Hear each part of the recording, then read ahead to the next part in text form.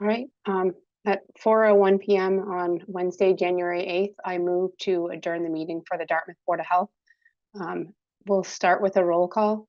So Emily Michelle Olmsted, Vice Chair, is present. Richard Romero, present. And Chris, it's best that I give a reminder to everyone that this meeting is being recorded. Is that correct? That is correct. Okay. Is there anything else procedurally I need to do before we go into the agenda items? We have opened the meeting by roll call vote, so we can proceed with the agenda items. We're unfortunately a little bit early for 4:02. Okay. And a bunch of appointments, so we could jump into minutes. Okay. I have 4:02. Is it okay to start, or is my clock incorrect? And I got 4:02 now as well. Okay, excellent. All right, Same. so we'll start with section 1 appointments, 4:02, which is continued domestic animal permit application request for Ruby Nato, plat 109, lot 34 at 5 Cornell Circle in Dartmouth, requesting the following animals: 14 chickens and 1 rooster. Chris, would you like to talk on this first? Please.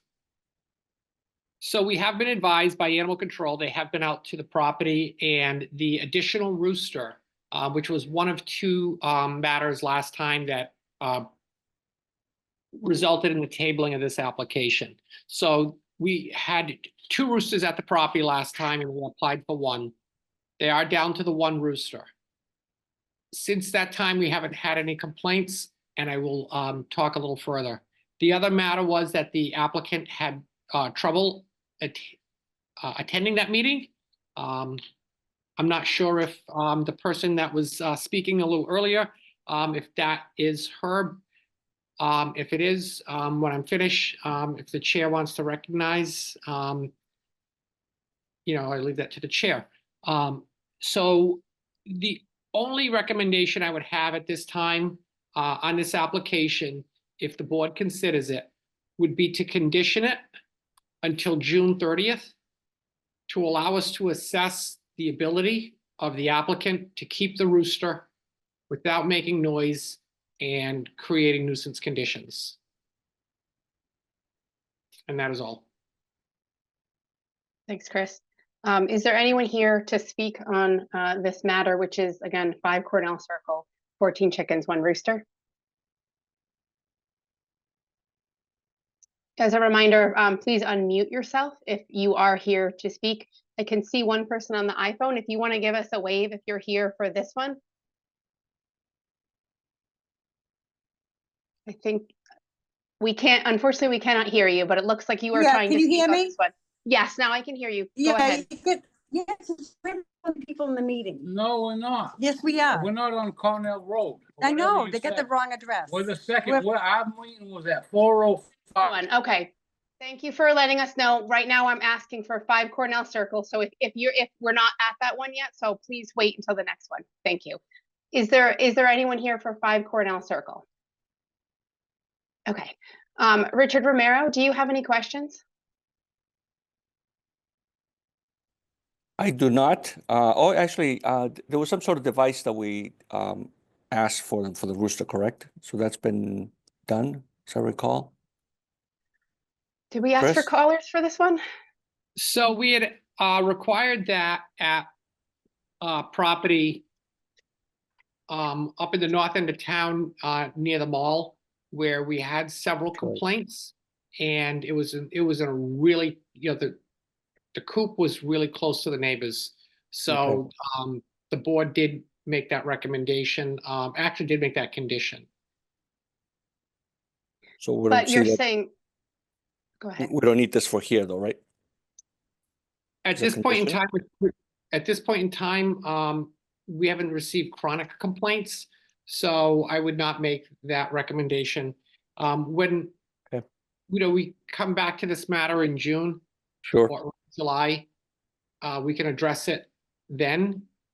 We can also address it, staff can address it with the applicant leading up to that if something does arise, because the board can outright deny the continuance of the permit after June 30th, at which time they'd have to get rid of the rooster.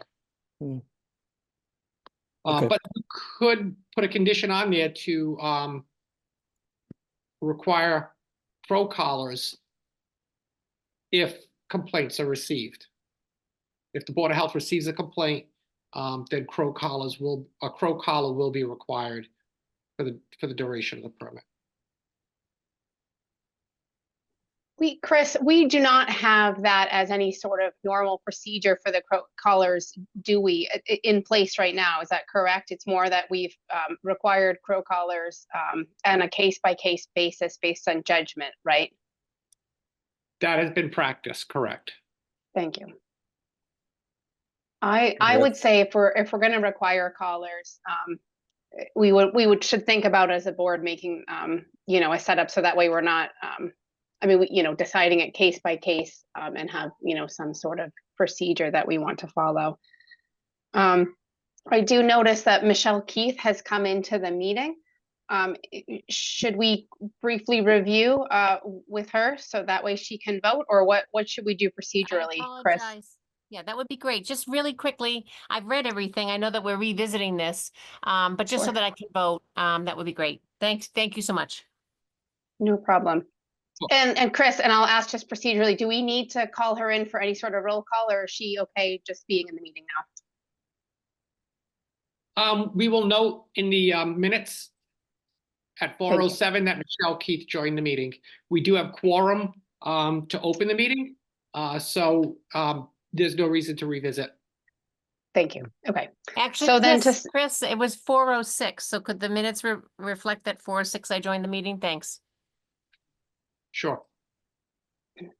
So the notes I have written are that there was a recent inspection done by Chris's staff, and indeed there was only one rooster on the property, that there have been no complaints for this property, and Chris Michaud recommends that we condition the permit to June 30th, 2025, so that we can further assess the rooster keeping without any sort of nuisance complaints. Are there any other questions on this, or are we ready to vote? All right, hearing none, I move to approve the domestic animal permit for plat 109, lot 34 at 5 Cornell Circle for 14 chickens, 1 rooster, finding that the most recent inspection showed that the property was indeed down to 1 rooster and that there have been no complaints, with the condition that this permit is in place until June 30th, 2025 to assess the rooster keeping without any further nuisance. I second the motion. Richard Romero, how do you vote? I'm sorry, I vote yes. Michelle Keith, how do you vote? Yes. And Emily Michelle Olmsted votes yes. Should I continue as chair, or should we pass that Absolutely off? continue. Absolutely. Sounds great. So then now we are moving on to the 405 appointment. I apologize, it is 409. So we are moving on to Kevin Gallego, plot 163, lot 8 at 492 Reed Road in Dartmouth, the domestic animal permit for 2 donkeys, 12 chickens, and 1 rooster. Chris Michaud, can you start us off, please? Sure. So it was discovered that, Mr. Gallego, let me just kind of back up. Mr. Gallego has had an animal permit with this office for a number of years. A while ago, perhaps 10 years ago, there was an issue with a rooster or a couple roosters at a time when the board, just did not allow roosters, period, in town. And following that, the small equines, donkeys, were kind of vanished from the permit. And just in kind of going through everything this year, it just came to our attention that, wait a second here, he's always had that on. And, there has been, some fluctuation of, the number of equine, but he's never been just, as long as we've known, it's always been usually more than 1 from, on average. So this is to keep the permit back in line with what we've always understood the keeping at the property for equine, and to keep them in the area where they've always been housed at the property. Okay. I just want to make sure I understand. So you're saying that this is the best estimate we have for the number of animals that are on this property? Yeah, this is the accurate, yep. Okay, There was an issue a number of years ago and it fell off unintentionally and we just, unfortunately, we can't correct that administratively. Only the board can issue the permit. okay.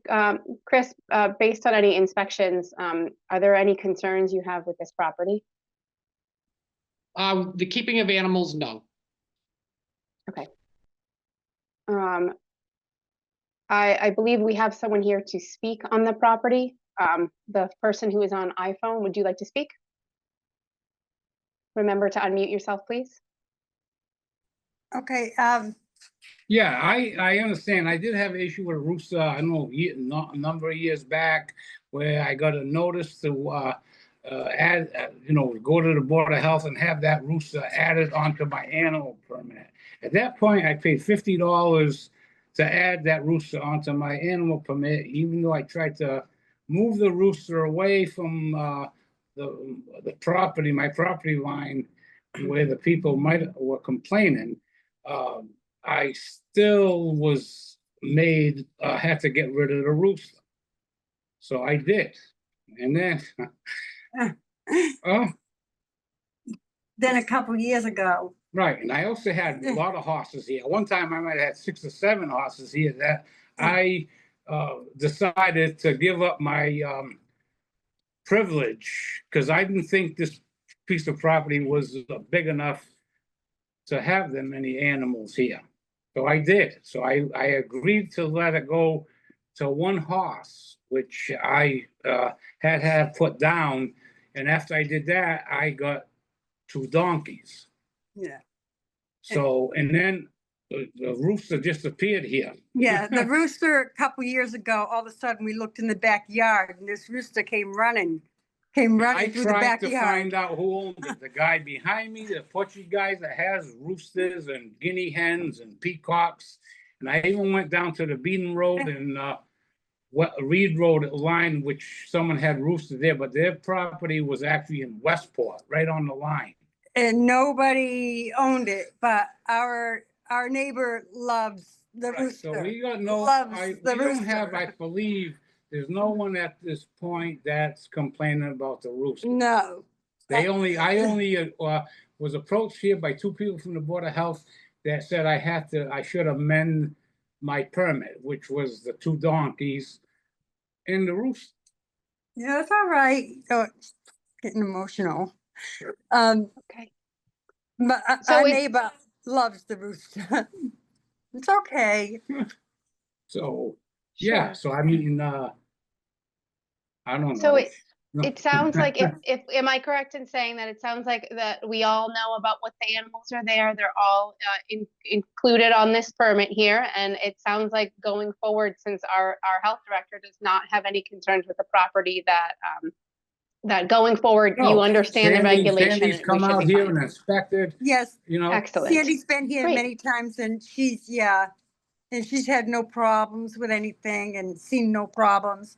Nobody's complained. And usually if someone does have a problem, they'd come here first, and Well, say Gotcha. something. But if Yeah. there is a complaint, if any of my neighbors were to complain, then I would Yeah. accept that. But right now, none No of one them have. said Matter of fact, nothing. my neighbors love that rooster.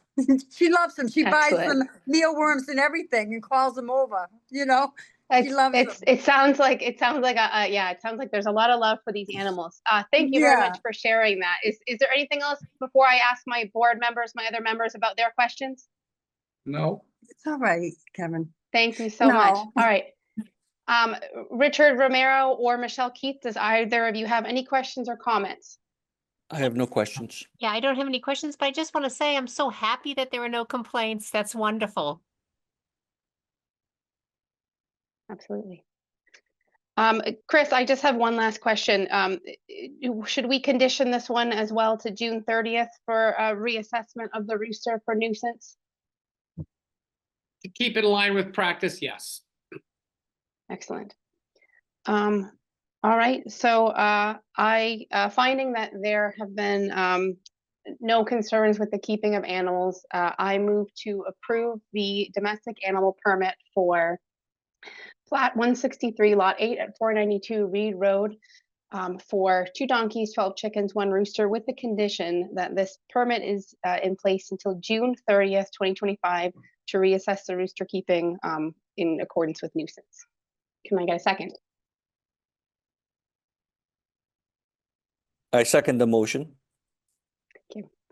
All right, and Richard Romero, how do you vote? I vote yes. Michelle Keith, how do you vote? Yes. And Emily Michelle Olmsted votes yes. All right, thank you so much for coming.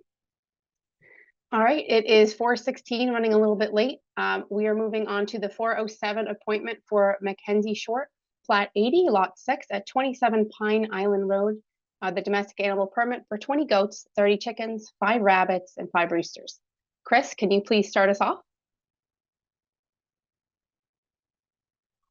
Thank you. So Ms. Short is actually requesting an amendment, a condition to be put into her permit. And the condition that she's requesting is to allow for up to 32 young to be kept in addition to what is listed on the current permit of 20 goats, 30 chickens, 5 rabbits, and 5 roosters. The way our permits work is that we're asking applicants to give us a peak inventory of their animals. It doesn't necessarily mean that this is what they'll always have, but what we don't want is them to have more than they're permitted for. Because we're assessing the property, we're assessing the ability on the optimum number and the prevention of nuisance. While the permit lists goats, these are dwarf Nigerians. At 4 months of age, the 32 young would be gone. And at 4 months of age, the 32 young are only 20 pounds. They're really small. And it's based on her projection of the ability of each nanny goat to have 4 babies. That's ideal if you're breeding goats, but that doesn't always happen. Sometimes they have 1, sometimes they have 2. And, unfortunately with farming, sometimes, unfortunate things can happen. You lose young ones. So, I've been out to the property from the time in which we first addressed an amendment last year. I went out again a couple more times. I went out again there to the site and talked with Ms. Short. They're doing a really nice job, managing the manure, how the animals are segregated, and being familiar with having a neighbor that once that had a large number of them. You can keep a large number of dwarf Nigerians in a very small area. A dog is going to be more problematic than 5 Nigerian goats. So I do not have any concerns, but it would require the board to condition the permit to the 32 young, not to exceed 4 months of age. And, we've kind of stayed away from the age thing in the past, but with the dwarf Nigerians, I'm comfortable. You can really eyeball the size on them, and 20 pounds is pretty easy to figure out. Chris, should we condition the roosters to June 30th as well? The roosters is already existing, Okay. and we have not had any complaints. And she's actually dialed in her roosters. I think she might have 2 at this point in time. Gotcha. And then for the condition, young is not an adjective here. That is an actual noun for meaning young goats, kids.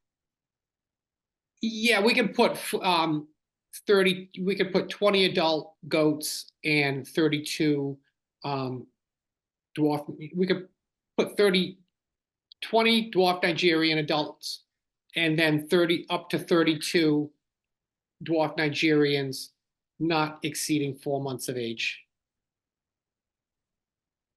Okay, so the total would be up to 32? But for the, For the young. yes, yep. Got it. Okay. Thank you. All right. Richard Romero or Michelle Keith, do you have any questions or comments? We'll start with Richard Romero to go in some sort of Certainly. order. Yeah, I have no question. So it's just to verify, so that'll be a total of 52 goats? That is correct. Okay. And the other thing I failed to mention about the dwarf Nigerians, again, I'm quite familiar because I had a neighbor with a lot at one point, and they were never an issue, for me at least.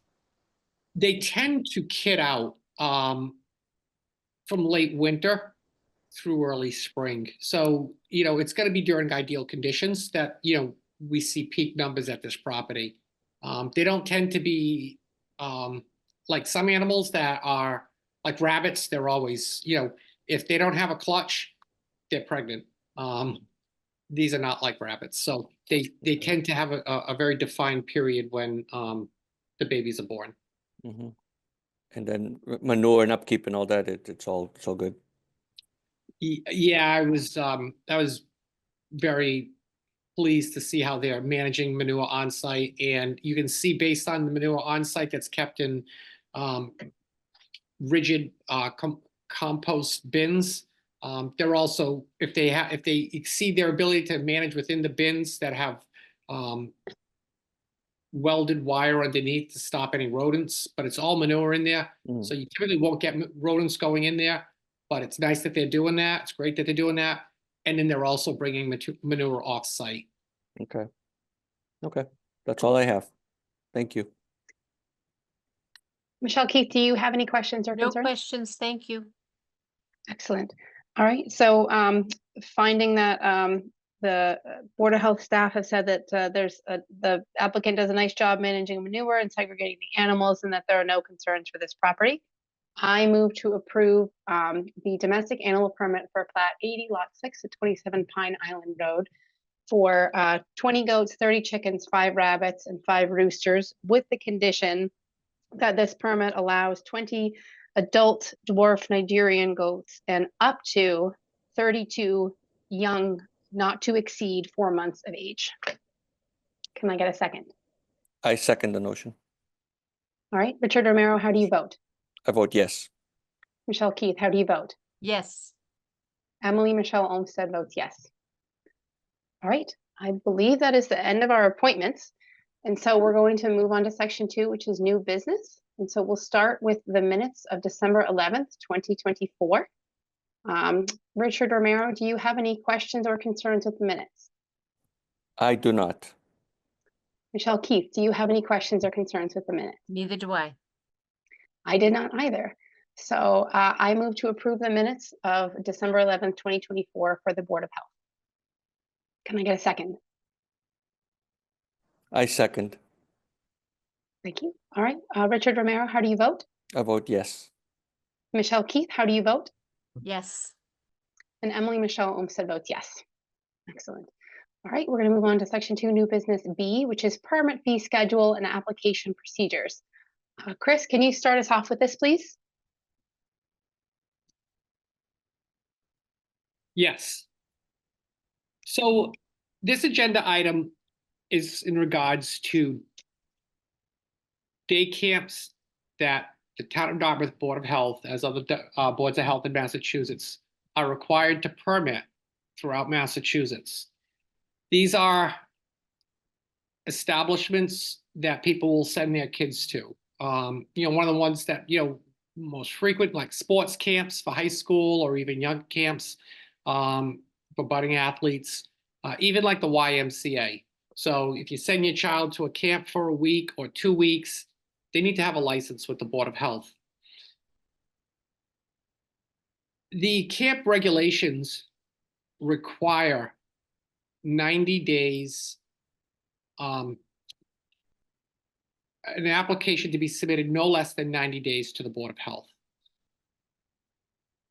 The overwhelming majority of these applications are for that period of time between the closing of the school year, 2nd to 3rd week of June, and the concluding with the 2nd to 3rd week of August. This is an extremely busy time of the year, and we appreciate Mass Department of Public Health's consideration with that 90 days. At times, camps have been good. There's always a few that are not with submitting. But last year, it was excessive with tardy applications. And, you know, it becomes problematic because, you know, hey, oh, the Board of Health in Dartmouth is a jerk because, you know, they didn't take my application. So we try not to hold people's feet to the fire with the 90 days. And consequently, no good deed goes unpunished. And this is at a time when we're trying to do all the seasonal pop-ups with farmers markets, mobile food, beach testing, added complaints, beach retesting, water sampling, in addition to our, you know, routine workload. So, you know, them getting these applications into us early is imperative because there is a lot to this. This isn't just a box check. This is about the health and safety of children. I have been around a while, so I am aware from testimony from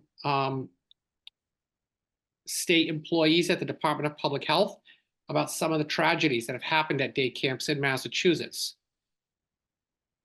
So we have to review all of the content of these applications. It's significant. They come in with 3-ring binders, you know, with the outer binding spread apart, the covers spread apart. We have to look at queries and SORIs, and they have to get that in advance. We have to look at medical records of camp and staff. So what I've proposed to the board is a small increase that is consistent with what the state of Massachusetts does. And I'm not sure that the percentages are following exactly, but the state of Massachusetts, at least with some of the licensing, MyRS in particular, if I don't renew it by a certain point, it goes up, and another point, it goes up. And at a certain point, they just say tough luck. So what I propose to the board is to continue to be amenable to some of these tardy applications. And that would be as if we accept an application that's less than 90 days before the start of camp. So if it's between 89 and 60 days, that we would increase the amount by 20%. The permit application by 20%. 59 to 30 days, a 40% increase, and 29 to 20 days, a 75% increase. Anything under 20 days is just, it really is unreasonable for us at that time of the year to accommodate. We send out constant reminders over the past years to try to get these applicants astute to these requirements. And I really believe that, unfortunately, sometimes the best way for people to learn is to pay. The fee that we're proposing is not overly punitive at a 75% increase, because when we look at the cost that these camps charge and the number of students, you know, they would pay $630 to the town of Dartmouth. That's not a lot of money. They would pay $360 if they got it into us on day 90, and with the most excessive multiplier of the 75% increase, that would only be $630. And then anything less than, excuse me, I think I might have misspoke. 19 to 15 days, it would be, it would be, 360 times 2, so it would be $720. Anything less than 14 days, we would reject it. So that would be 2 weeks before. If the board was to consider this, we would send out notification probably in the next, couple days, next 5 business days, would follow up again and again. It is our history to try to remind people to avoid this, but the last couple of years, it's just been so excessive. They're ignoring us. So it's not fair to staff.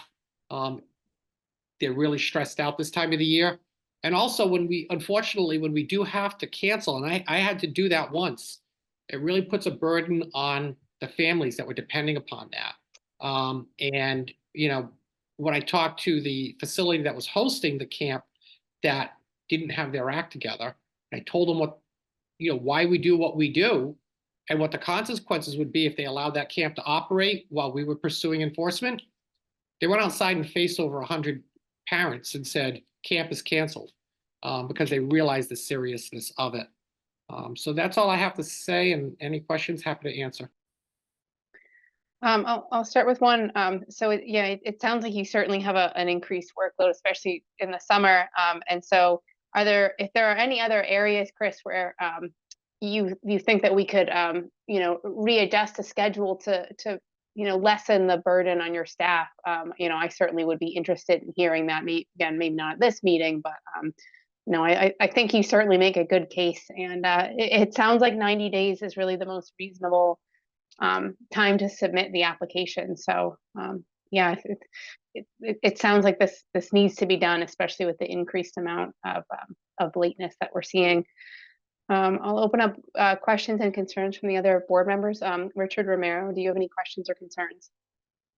No, just a comment that I think that's pretty fair and should be standard. It's an administrative mistake, but if they're pretty blatant about it and you send reminders, I think this is pretty reasonable. It's a little wake up call for them, and having to cancel that's on them, so that's all I have to say. I mean, Thank you. Michelle, Keith, do you have questions, comments, or concerns on this? Chris, you're gonna send notification to the existing people who have applied in the past, true?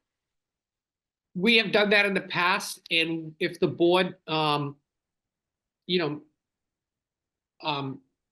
follows this recommendation or something else, we would certainly be a lot more, we would probably send at least an extra notice. I'd say in the past, we've always sent at least 2 notices. We would send a third because we just don't want to give anyone opportunity to try to spin the tables back on us. They know about the 90, but, I myself will be signing a letter in the next 5 days saying changes as a result if the board so moves. So yes, we will be So- notifying. My concern is that they get notice in advance that these fees are going to be going up. Oh, they're certainly going to get, like I said, within the next 5 business days and Okay. January. And the fees will only go up if they exceed, if the board so votes. I understood. And then are we gonna post that publicly for public information so that if there is a camp that's being put together now, that they realize that? My concern is full notice to everybody that there's gonna be an additional fee if they're late.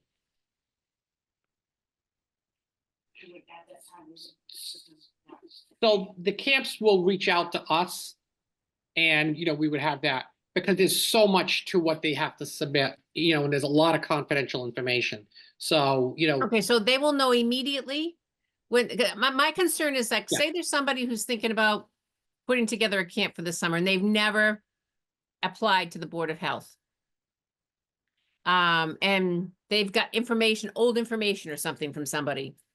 And then they come in and they're surprised that there are these additional increases in fees. I just don't want anybody to be surprised. I want everybody to know that this is what the penalty is going to be this year if you miss these 90 days, especially where you say a lot of people are doing this. Just to make sure that, we reduce the complaints. I don't want to hear anybody saying, oh, the Board of Health never told me, it's so unfair.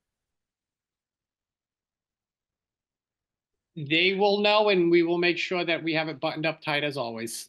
Okie dokie. Well, I know you always do a good job, but I'm just trying to make sure that we don't set ourselves up for people complaining because they didn't have notice of the change. So I just didn't know if it would be something that should be posted on the town board under the Board of Health. Please note that for this summer for camp applications, late fees are going up to this amount of money so that if people go to the Board of Health's website, they'll see. I think this is the only change in fee, isn't it? Right now? It is the only change, and we'll upload that letter that we could easily upload the letter to our. Awesome. That would be fantastic. Just so there's something on the main website that gives notice to the public so that, we're not being criticized as being sneaky or underhanded or anything like that.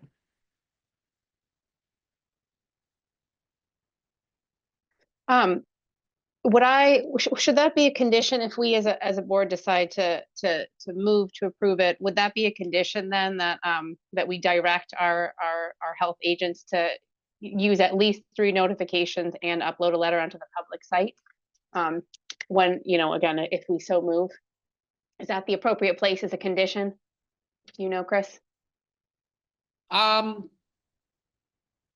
board only has to vote to adjust the fee. Everything else can just be a directive that doesn't have to be included in a vote. The only thing I'd caution about a vote is that we could be setting ourselves up for some discussion on, the old, I didn't get it. And here's a reality.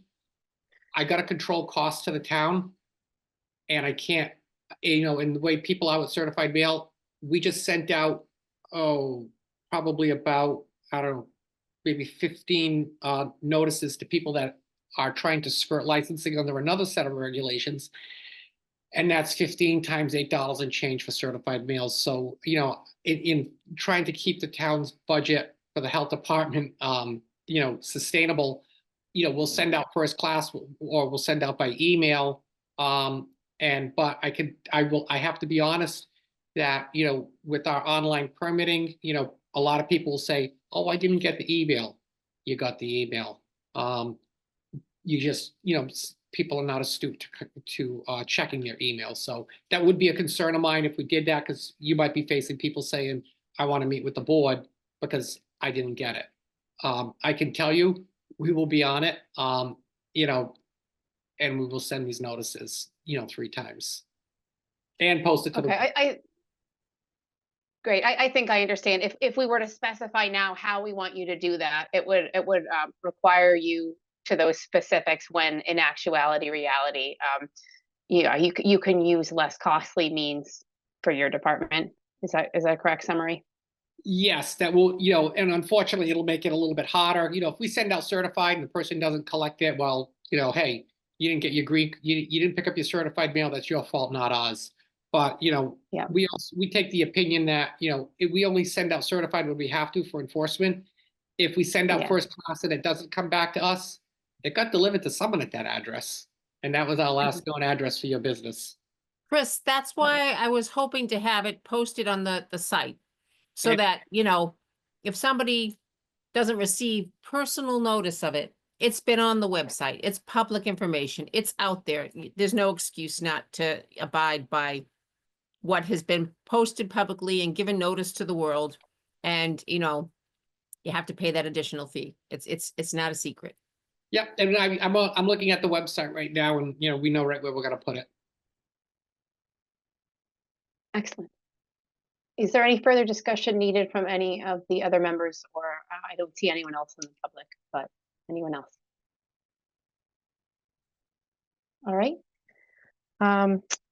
Finding that there has been a pattern as told to us by Chris Michaud of more and more late applications, and that this is very burdensome to the staff of the Board of Health, who are dealing with multiple other sorts of permits at the time of year that camp applications are due. I move to approve the suggested renewal fees with administrative late fee increases that are detailed in the minutes. Can I get a second? Sorry, that ended on a question. Can I get a second? I second. Thank you. Richard Romero, how do you vote? I vote yes. Michelle Keith, how do you vote? Yes. And Emily Michelle Olmsted votes yes. Okay. And then, okay, now we're going to move on to section 3, old business. Item A is proposed well regulations for notice to the Agricultural Commission. Chris, can you please start us off? Thank you. So this item was placed on the agenda over the last week and a half or so, maybe 2 weeks. Been working with Attorney Cruz, Assistant Town Council, with his comments and review of the draft regulations. Conversation late last week, we were, We finalized our discussions on the draft. The hope is that, you know, he would finish his final draft and return it, and that we could myself and Attorney Cruz could reconcile and get that document to the board in time for review ahead of this meeting. Unfortunately, it didn't happen. There are still a couple items outstanding, and I know that for our February 5th meeting, we will have those regs to the board. And the good thing is we'll have them to you well in advance of that meeting. They're about 13 pages long. They are almost entirely everything as far as specifications as to what you saw in that draft when we first discussed this a while ago. The only thing that we're kind of leaning towards, and I have some comments I still have to discuss with him, is a certificate of like use that upon drilling and meeting these requirements. So it's kind of like a septic system. We know a septic system, you propose a septic system, you get approval, you build it, and then that gets reconciled with the certificate of compliance. You apply for a camp permit, you get approved or denied. If you get approved, you get a license. So, there needs to be some closure to that well after we issue the permit, whether it's suitable or not. And that's just some of the those are the fine details that I need to iron out with him the next few days. So I don't think that it's anything major, but just got to work on that. We'll return the regs to the board, hopefully have a discussion on February 5th. And just, the reason why we have this language in there about the Ag Commission is because Mass General Laws allows a Board of Health to create its own regulations. However, in a community that has an agricultural commission, any regulation that a Board of Health creates that would impact agriculture has to provide the Ag Commission with 60 days notice of the intentions to change the regulations. So if the board reviewed and felt that they wanted to release that draft at that time on the 5th, then that would start the clock on the 60 days to the Ag Commission. Following that, the Ag Commission can make any comments in favor or against, and that would be part of the public hearing for consideration of those regulations for adoption. That would occur 60 days or greater from their initial notification. And that is all. I think that makes sense. I certainly like to read things before moving forward on them. All right, for discussion from the other board members, Richard Romero, do you have any questions, comments, or concerns? No, no, likewise, I'd like to definitely take a look at the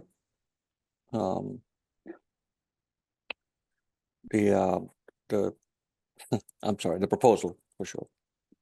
Great. Michelle Keith, do you have any questions, comments, or concerns? Not at this time. Thank you.